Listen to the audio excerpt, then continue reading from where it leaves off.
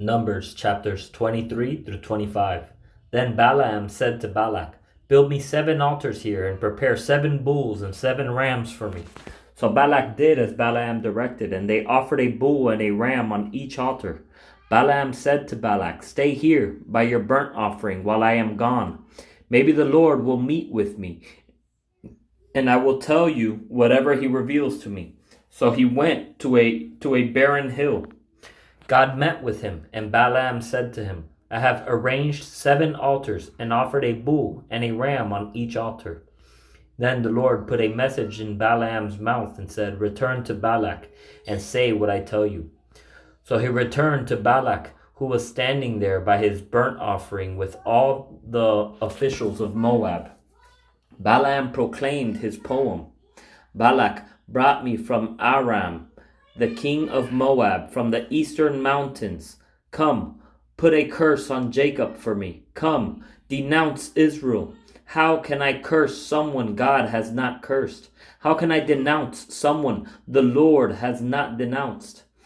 I see them from the top of rocky cliffs, and I watch them from the hills. There is a people living alone. It does not consider itself among the nations. Who has counted the dust of Jacob, or numbered even 1/4 of Israel? Let me die the death of the upright. Let the end of my life be like theirs." "What have you done to me?" Balak asked Balaam. "I brought you a curse, my enemies, but look, I brought you to curse my enemies, but look, you have only blessed them," he answered. "Shouldn't I say exactly what the Lord puts in my mouth?" Then Balak said to him, "Please come with me to another place where you can see them. You will only see the outskirts of their camp. You won't see all of them. From there, put a curse on them for me." So Balak took him to Lookout Field on top of Pisgah, built 7 altars and offered a bull and a ram on each altar. Balaam said to Balak, "Stay here by your burnt offering while I seek the Lord over there." The Lord met with Balaam and put a message in his mouth, and he said, "Return to Balak and say what I tell you." So he returned to Balak, who was standing there by his burnt offering with the officials of Moab. Balak asked him, "What did the Lord say?" Balaam proclaimed his poem. "Balak, get up and listen. Son of Zippor, pay attention to what I say. God is not a man that he might lie, or a son of man that he might change his mind. Does he speak and not act, or promise and not fulfill? I have indeed received a command to bless. Since he has blessed, I cannot change it. He considers no disaster for Jacob. He sees no trouble for Israel. The Lord their God is with them, and there is rejoicing over the king among them.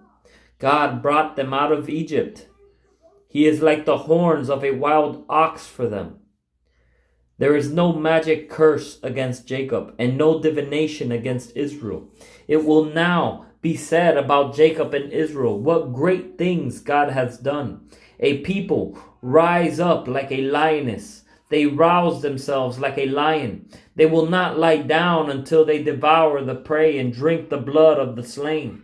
Then Balak told Balaam, "Don't curse them and don't bless them." But Balaam answered him, "Didn't I tell you, whatever the Lord says, I must do?" Again Balak said to Balaam, "Please come, I will take you to another place. Maybe it will be agreeable to God that you can put a curse on them for me there."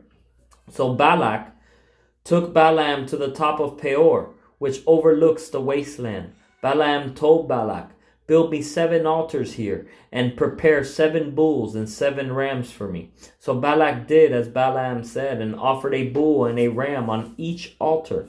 Since Balaam saw that it pleased the Lord to bless Israel, he did not go to seek omens as on previous occasions, but turned toward the wilderness. When Balaam looked up and saw Israel encamped tribe by tribe, and the Spirit of God came on him, and he proclaimed his poem. the oracle of Balaam, son of Beor, the oracle of the man whose eyes are opened, the oracle of one who hears the sayings of God, who sees a virgin from the Almighty, who falls into a trance with his eyes uncovered. How beautiful are your tents, Jacob, your dwellings, Israel. They stretch out like river valleys, like gardens beside a stream, like aloes the Lord has planted, like cedars beside the water.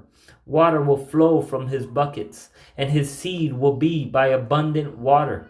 His king will be greater than Agag, and his kingdom will be exalted. God brought him out of Egypt. He is like the horns of a wild ox for them. He will feed on enemy nations and gnaw their bones.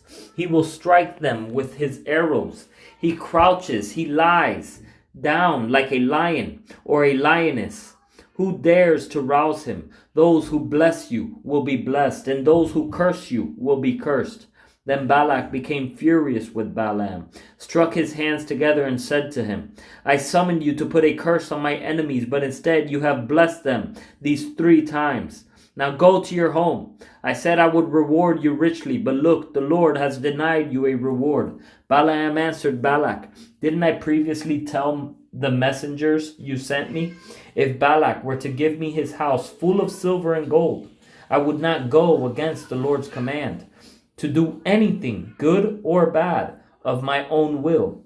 I will say whatever the Lord says. Now I am going back to my people. But first, let me warn you what these people will do to your people in the future. Then he proclaimed his poem, the oracle of Balaam, son of Beor, the oracle of the man whose eyes are opened, the oracle of one who hears the sayings of God and has knowledge from the Most High, who sees a vision from the Almighty, who falls into a trance with his eyes uncovered. I see him, but not now. I perceive him, but not near. A star will come from Jacob, and a scepter will arise from Israel. He will smash the forehead of Moab and strike down all the Shethites. Edom will become a possession.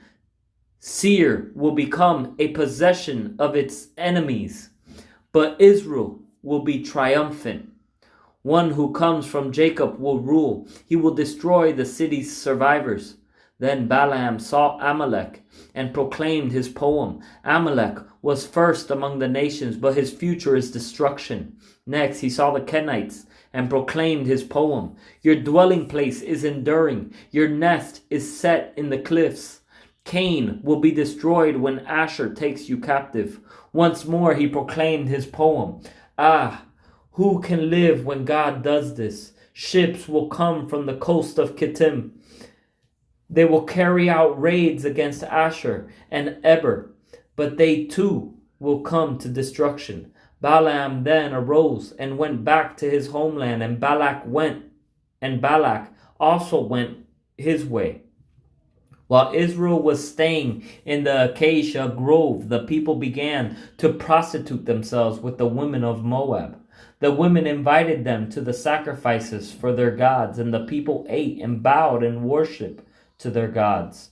So Israel aligned itself with Baal of Peor, and the Lord's anger burned against Israel. The Lord said to Moses, take all the leaders of the people and execute them in broad daylight before the Lord, so that his burning anger may turn away from Israel. So Moses told Israel's judges, kill each of the men who aligned themselves with Baal of Peor.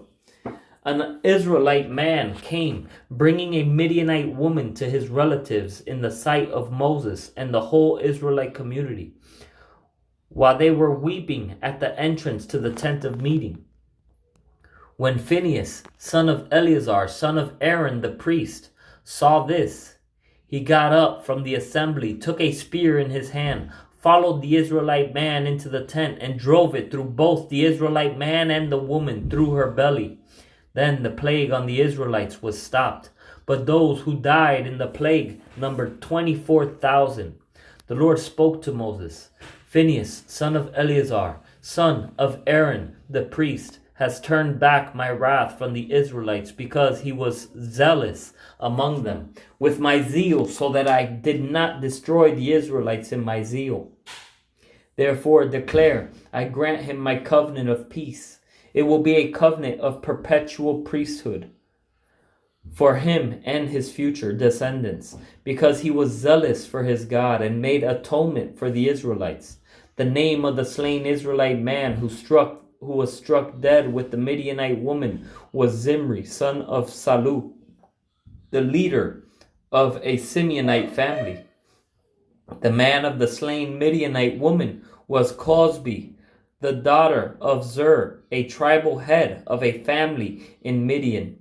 The Lord told Moses, attack the Midianites and strike them dead, for they attacked you with the treachery that they used against you in the Peor incident.